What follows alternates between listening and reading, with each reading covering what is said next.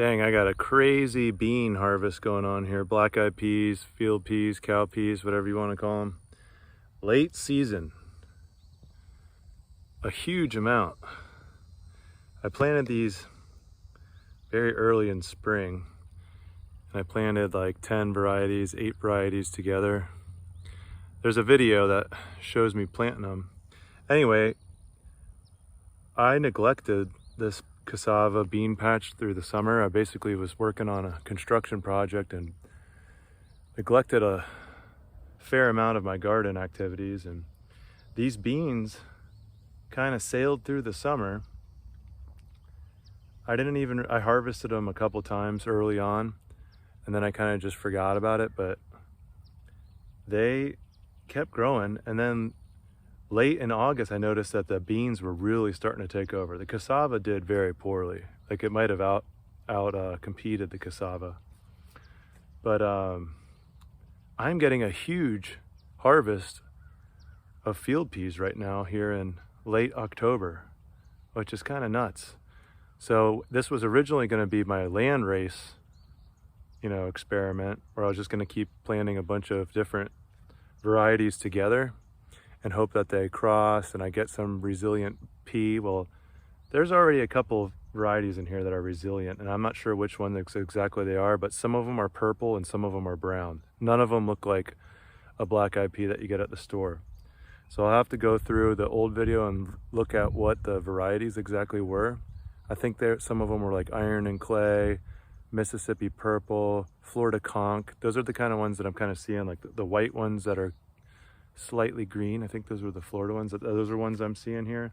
And I'm talking like pounds. This is like 25 feet by 25 feet. And I'm picking like pounds of peas this afternoon. So you can see I already got this bucket almost all the way filled. And I'm not even a quarter done picking. And they're still growing. So some of these species are really probably worth planting over those California 5, whatever it was called, the black-eyed pea looking one that you get at the store. So anyway, I'm gonna keep picking. This hairy indigo weed has really taken over my garden. It's everywhere. I remember last year, I couldn't really tell. The leaves really resembled peanut leaves because it was in my peanut area. And I didn't want to cut it and accidentally cut a peanut plant down, so I left it. And it just got real big and gnarly, and it gets real woody when you let it get big. But I found out that it's invasive and that it's actually a legume and a nitrogen fixer, and people in other countries use it as a cover crop. But man, that's what originally took over the cassava patch, and I just got on my hands and knees with some loppers and lopped down hundreds of them that were already woody and like 6 feet tall. So once I took all those out, the cassava started getting a little bit better, but it's still pretty pitiful. I'll have enough to use it as stock for next year, and then maybe there'll be some roots, but I'm not expecting a lot. But these beans are just crazy. I'm not sure if I really feel like most of them continued growing, because I did notice a lot of bean plants through the whole season, but some of them might have self-seeded because I didn't do a very good job of keeping things weeded. There was a lot of grass in this patch in the summer that's already gone, or maybe it just got shaded out by the hairy indigo. But I'm just really impressed by these beans, and the black-eyed peas rather. I keep calling them beans. I just can't believe how many are growing, and there's like I think they're just going to keep growing until we get a freeze. We've had some nights in the 40s and 50s, but they don't really seem to mind. I'll show you the corn in just a minute. I replanted my land race corn, so I'm on my 3rd generation, and that hairy indigo is growing in between all the rows. I mowed some of it down, but some of the rows I can't mow between because the corn plants got blown over and I would just run them over with the mower, so I left most of it. But I'll show you that real fast.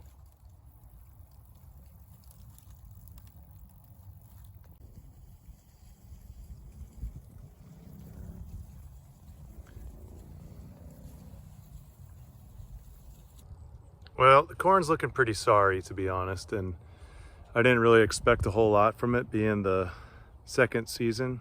Planted this on August 8th. It's now, I don't know, October 21, something like that. So I probably 20 days from when I would typically harvest it. It's pretty dinky. It was planted following the first patch, so it's the same patch as my spring patch. So that might have used up most of the newts that were already in the ground. And I don't really have somewhere else to plant it at the moment, but that's why I have to reuse the same patch if I want to grow 2 in 1 year, which I might stop doing now that this is the 3rd generation of my landrace. So spring will be generation 4. So I might just start only planting it in the spring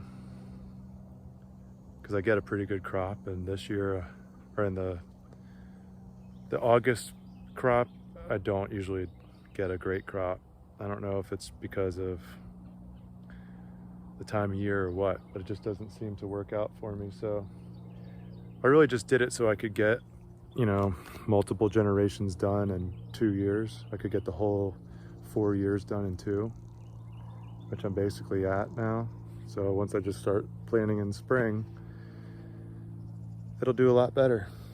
And maybe I'll just have a bigger spring corn patch and get, you know, try to get like 80 pounds of corn and call it a day. This is all Roselle hibiscus, Jamaican sorrel, some people call it, Florida cranberry. This is doing real good. Look at these babies, these are fat. I haven't picked them in a week. I've already picked about 12 gallons and I've got a ton of it in the freezer already. But good Lord, I gotta get these off soon. That is a lot.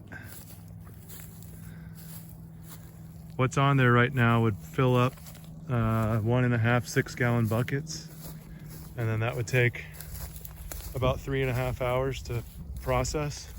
I usually just pick them off their petal, pick off the calyx here, and throw the seed pod in a separate bowl, and that goes in the compost. And then I keep this red part in gallon Ziploc bags and freeze them, and then I cook with it all year. I'd like to put it in stir fry, and it gives it a nice, like, tangy element to it. Anyhow, that's really all that's going on. The rest of the garden's mowed down. I'm probably gonna spread some lentils and chickpeas in there and see if they'll grow during the winter. So I got my corn, my pitiful cassava patch, my crazy black-eyed peas, and then the sorrel here. And then in my back gardens, I got some angle gourd growing. That's still going and doing pretty good. And then my sweet potatoes were a bust big time. Last year I got a lot, like probably a couple 100 pounds. And this year I got nothing, but I have a few theories on that too, but it's not important. Anyway.